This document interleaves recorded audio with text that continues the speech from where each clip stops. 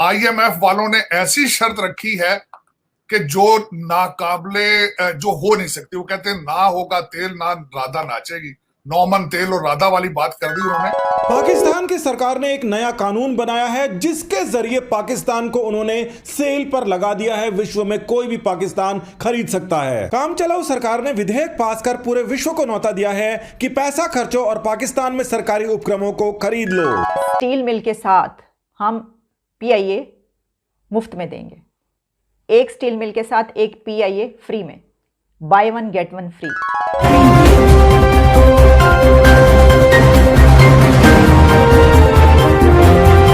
Dear friends, India first के इस नए एपिसोड में आपका स्वागत है। मित्रों, जिसका डर था अब होने लगा है। पाकिस्तान की गिरती अर्थव्यवस्था अब रसातल में पहुंच गई है तथा डॉलर का रेट अब वहां 230 रुपए तक पहुंच गया है। इसी के साथ आईएमएफ, सऊदी अरब भी पाक को मदद देने के बजाय उसके साथ लुका छुपी का खेल खेल रहे हैं। पाकिस्तान का फॉरेन रिजर्व अब कुछ हफ्तों का ही बचा है। इसके नतीजतन पाक को दिवालियापन से बचाने के लिए पाकिस्तान सरकार ने अपनी संपत्ति को औने पौने भाव पर विदेशी मुल्कों को बेचने का कानून बना दिया है। इससे उन्हें कुछ अरब डॉलर मिलने की आशा तो है, लेकिन दोस्तों, बकरी की मां कब तक खैर बनाएगी। पाक को अपनी अर्थव्यवस्था को संभालने के लिए करीब 25 अरब डॉलर की ज़रूरत है और इन 4-5 अरब डॉलर से पाकिस्तान की समस्या हल नहीं हो सकती। अतः उसका जल्द ही दिवालिया होना निश्चित है। आइए इन्हीं मुद्दों पर आधारित इस इंटरेस्टिंग वीडियो को देखते हैं। जय हिंद। दर्द जरूर रखता हूं पाकिस्तान के लिए और क्रिटिसाइज भी करता हूं, सिर्फ इसी वजह से कि जिस डायरेक्शन पे पाकिस्तान जा रहा है वो ठीक नहीं है। अगर आज की जो शहबाज शरीफ साहब की हुकूमत आगे चलती है तब क्या बनेगा? अगर खान साहब आ जाते हैं तो फिर क्या बनेगा? तो इस वक्त मैं जो और वाशिंगटन डीसी में इस वक्त जो चल रहा है, आईएमएफ ने जो नया आपको ऑलमोस्ट इनकार कर दिया है, उसकी भी बताने की कोशिश करता हूं। सबसे पहले तो वाशिंगटन डीसी से शुरू कर लेते हैं। आईएमएफ वालों ने ऐसी शर्त रखी है कि जो नाकाबले जो हो नहीं सकती। वो कहते हैं ना होगा तेल ना राधा नाचेगी। नौमन तेल और राधा वाली बात कर दी उन्होंने कहा 1 बिलियन देंगे तब अगर सऊदी अरेबिया $4 बिलियन की कमिटमेंट करे, और सऊदी अरेबिया ने भी ऑलमोस्ट जवाब दे दिया है। इस वक्त तारक फातमी साहब आईएमएफ या वाशिंगटन डीसी में और सुना है कि किसी और कंट्री के जरिए सऊदी अरेबिया के ऊपर भी प्रेशर डाला जा रहा है कि वो 4 बिलियन की कमिटमेंट दें।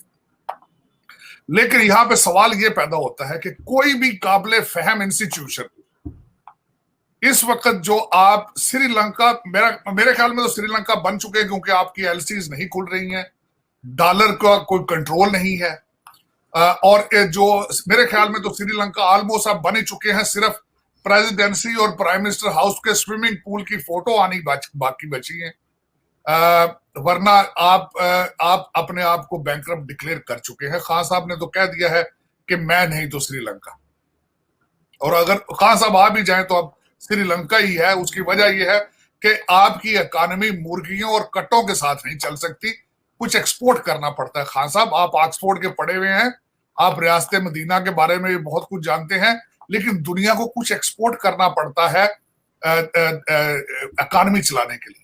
पाकिस्तान की सरकार ने एक नया कानून बनाया है जिसके जरिए पाकिस्तान को उन्होंने सेल पर लगा दिया है। विश्व में कोई भी पाकिस्तान खरीद सकता है। काम चलाऊ सरकार ने विधेयक पास कर पूरे विश्व को न्योता दिया है कि पैसा खर्चो और पाकिस्तान में सरकारी उपक्रमों को खरीद लो। इमरान की सरकार के दौरान अंदर खाने ही चीन पाकिस्तान को खरीद रहा था, मगर अब कानून बन गया है कि अच्छी रेट देकर कोई भी पाकिस्तान को सरेआम खरीद सकता है। विधेयक के अंदर यह भी लिख दिया गया है कि जब कोई भी संसाधन विदेशी खरीदेगा तो इसके खिलाफ किसी भी कोर्ट में याचिका दायर नहीं की जा सकती। चीन इस बात को लेकर ज्यादा खुश नहीं है क्योंकि अब अमेरिकी और सऊदी कंपनियां पाकिस्तान में आराम से खरीद फरोख्त कर पाएगी, यानी कि कंपटीशन बढ़ जाएगा तो चीन के लिए ज्यादा रेट देना पड़ जाएगा। फाइनेंस मिनिस्टर ने यह भी कहा था कि स्टील मिल के साथ हम पीआईए मुफ्त में देंगे।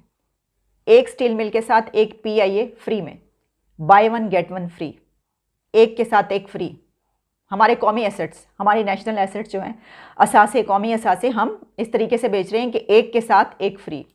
अब जिस तरह सेल लगी होती है ना, तो सेल लगी हुई है असासों की, तो कोई मुल्क अगर इस दिवालिये की तरफ जा रहा हो तो फिर इसी तरीके से असासों की सेल लगती, ये होता है। ठीक है। पहले जो है वो ऐसा क्यों होता है कि जिन चीज़ों की बात की जा रही है ना, जो उन्होंने कहा कि स्टील मिल के साथ पीआईए जो है वो फ्री, वो इसलिए कि ये दोनों इदारे बहुत ही खसारे और नुकसान में जा रहे हैं।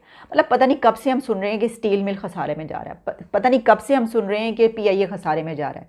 तो जब एसेट्स और इदारे साल साल खसारों में जाते रहें, खसारे में जाते रहें, तो फिर क्या होता है कि जब इदारे डिफ़ॉल्ट होते हैं तो फिर मुल्क भी डिफ़ॉल्ट की तरफ जाता है। तो ये हो गया कि पहले इदारे दिवालिया होने पर आए और उसके बाद मुल्क भी दिवालिया होने पर आ गया।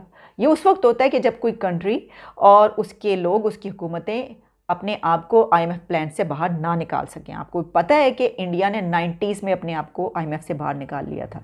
उसके बाद उन्होंने अपनी इकोनॉमी सस्टेनेबल बनाई। आप बांग्लादेश को देख लीजिए, आप कई एक ऐसे कंट्रीज़, लेकिन हमने मिसाल हम पकड़ेंगे, हम किसकी देखेंगे? हम तो मिसाल पकड़ेंगे जनाब श्रीलंका की। देखो ना, वो भी तो हो गया, क्या हो गया अगर हम भी हो रहे हैं। हम देखेंगे इजिप्ट की तरफ, देखो इजिप्ट, वहाँ पे तो हराम मिस्र है, फिर भी हो गया। तो देखिए अब हम भी हो रहे हैं तो क्या हो गया? कुछ इस तरह की बातें ही अब करनी पड़ेंगी।